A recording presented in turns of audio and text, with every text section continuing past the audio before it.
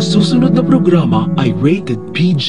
Ito ay nangangailangan ng patnubay at gabay ng magulang para sa mga batang manunood. Muntik nang mapahamak si Zoe sa mga lasenggero matapos siyang umalis sa bahay ni Annalyn. Mabuti na lang tinulungan siya ni Melba at sumama naman siya sa bahay nito. Napilitan si Zoe na sumama kay Melba dahil gusto niyang mag-charge ng cellphone para makausap si Annalyn at para makalayo na rin sa mami niyang demonyeta.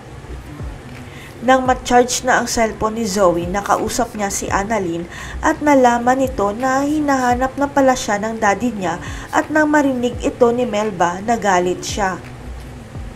Natakot si Zoe sa reaksyon ni Melba dahil mukhang nababaliw na ito. Mabuti na lang nabanggit ni Zoe ang pangalang Melba kay Annalyn kaya matutuntun siya ng kapatid niya. Ikinulong ni Melba si Zoe sa bahay niya dahil ang akala niya si Zoe ang kanyang anak na inilayo ng asawa niyang Seaman kaya nagalit ito nang sabihin ni Zoe ang salitang daddy.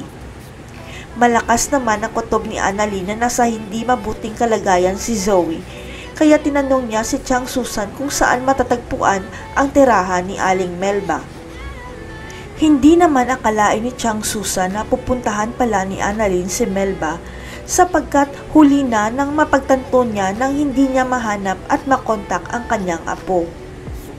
Nang malaman ni Annalyn ang address ni Aling Melba, hindi ito nagalawang isip na sumugod sa tinitirhan ni Melba kahit wala siyang kasama para mailigtas lang si Zoe.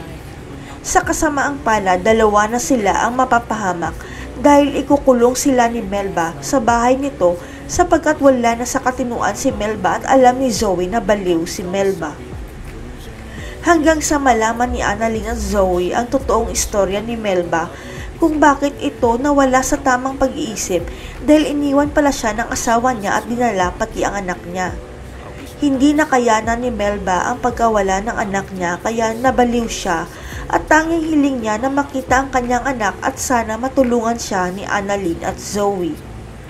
Kaya ipinakita ni Melba ang larawan ng kanyang anak. Nagbabakasakali na kilala nila ito nang biglang nagkatinginan si Annalyn at Zoe dahil kilalang kilala nila ang anak ni Melba. Hindi pwedeng magkamali si Annalyn sapagkat si Doc Lindon ang nasa larawan na ipinakita ni Melba sa kanila. Ang ibig sabihin si Doc Lindon pala ang nawalay na anak ni Melba.